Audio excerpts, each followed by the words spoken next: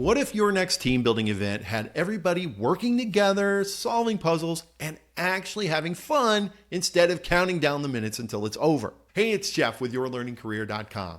Today, I'm going to show you how to run a fully interactive escape room game using PowerPoint. And I'm going to show you why it's one of the best ways to build teamwork and engagement, whether you're in person or virtual. Escape rooms are more than just trendy fun. They actually tap into exactly what teams need: collaboration, communication, critical thinking, and a shared goal. First, collaboration. Collaboration just becomes a very natural part of the escape room. Now, if you're not familiar with what an escape room is, they can take different forms, but the basic premise is the same. You're trying to escape. You're in a situation, a scenario, and basically you're trapped.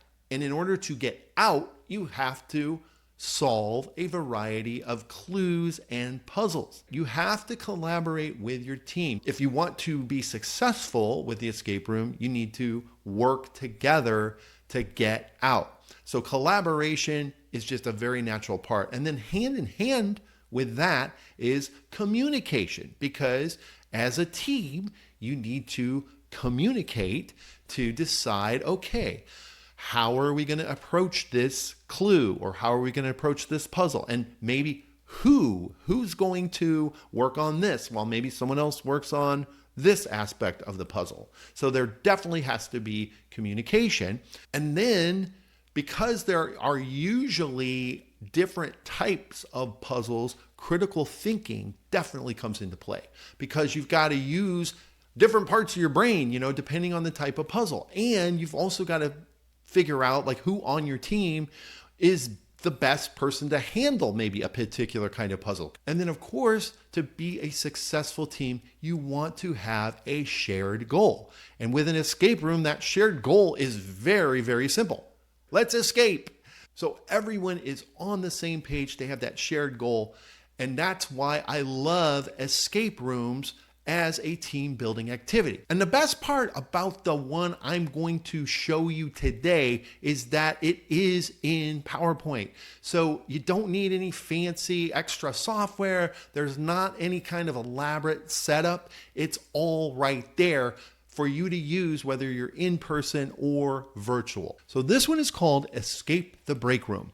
But as I mentioned, because it's in PowerPoint, that is totally customizable. So if you have this and you say, well, we don't have a break room, or we don't call it a break room, no problem. All you have to do is highlight the text and you can type in something else. So that's very, very easy to do.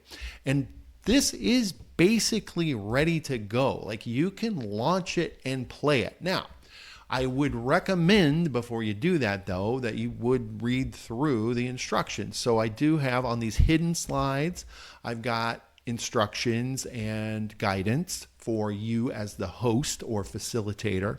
And then you'll see in the slide notes for each slide, I have instructions and things that you would say as the host. Of course, that's totally up to you. If you follow that, you can put your own lines in there, but then it also gives you some instructions on where to click on the slide. So what I do recommend as prep is that you go through, look through the slide notes, practice putting it into slideshow mode, because you want to get familiar with how to navigate it.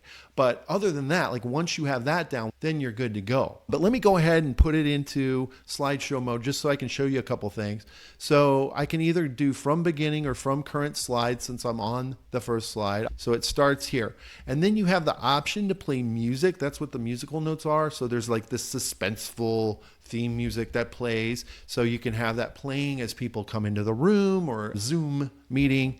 And then when you're ready, you're just going to click on begin. And right away, it puts you into the story. So the premise is your team has received this email. It's kind of mysterious, like, oh, there's this weird surprise meeting. I wonder what's going on. Now, by the way, if you look at this and say, well, they're not employees, we're at a school or this other function, that's fine. All you're going to do is go in and you can update this. So this is just a text box, and same with the message.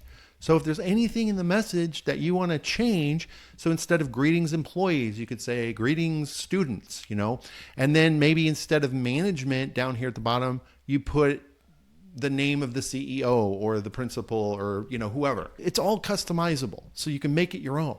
So let's just go from here, and then we'll say, okay, we're going to attend the meeting, and then it gives you this shot of the break room, and you hear a door lock, and then this mysterious code shows up on the screen. So, oh my goodness, what are we going to do? And the things to say, again, are in the slide notes, and then you're going to go and get into your first puzzle. So on the slide, it's going to tell them what they need to do. Of course, you as the host or facilitator, you're going to also explain it, but then you'll have this slide up and they can work on it. And then as you work through each puzzle, you will have the team or teams turn in their answers or tell you what their answer is. And if it's right, you're going to click on the green check mark. If it's wrong, you'll click on the red X. And I'll just show you the red X first. So if they get it wrong, it's going to tell them, oh, try again. And then we're going to go back and we're going to give them more time to work on it. Or if they get it right, then we click on the green check mark. And now we are able to continue, because otherwise, before you click on that, if you click around the slide, nothing happens. So until you click on the success, now I can click continue to go to the next puzzle. And then the other thing I wanted to show you real quick is if at any time the timer goes off or they run out of time, like, oh, time is up, you did not solve the puzzle, then you got this hourglass, and it's going to take them to sort of a, you didn't escape, right? Now you may decide for your group, we don't want to do that. We don't want to, we don't want to have them fail, right? But I do think this can be a really good discussion point, because if they do run out of time, now you can talk about, oh, what do you think happened? Why did we not get through this in time? And they might say, oh, the puzzles were too hard. But there's probably some other things like, what would you have done differently for that puzzle? How would you have divided it up in a different way? So I think it can be a really good discussion. And you don't want to make anyone feel bad that they didn't solve all the puzzles, but you can really turn it into a great learning moment. And then, of course, if you want, you can go back to the puzzle where they ran out of time. You can say, okay, you guys want to try it again with a different tactic? Let's do it. So depending on how much time you have and that sort of thing, you can totally go back in and redo the puzzle. As the facilitator, you have all the solutions. You can give them hints, all of that good stuff. There's really a lot of flexibility with this. If you're interested in grabbing this escape room game, it's really easy. I will put a link in the description below, but it's also available in my shop, and I'll put a link to that as well. I've got all kinds of games and templates that will help you make your meetings, your training, your classroom a lot more fun and interactive. And if you want to see some of my other games in action, then you're going to want to check out this video next.